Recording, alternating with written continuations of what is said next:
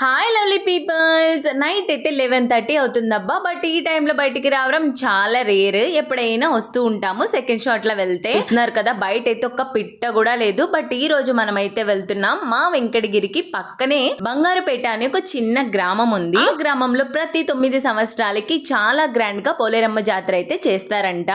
అంటున్నా అంటే నాకు తెలీదు, ఈ రోజే తెలిసింది. ఇప్పటి వరకు నేనైతే ఎప్పుడు ఎక్కడికి రాలేదు, చూడలేదు.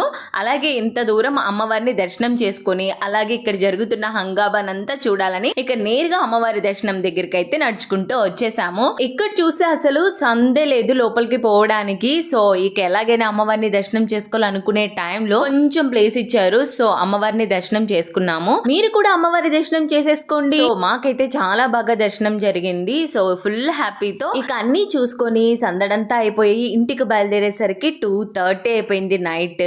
So that's about today friends.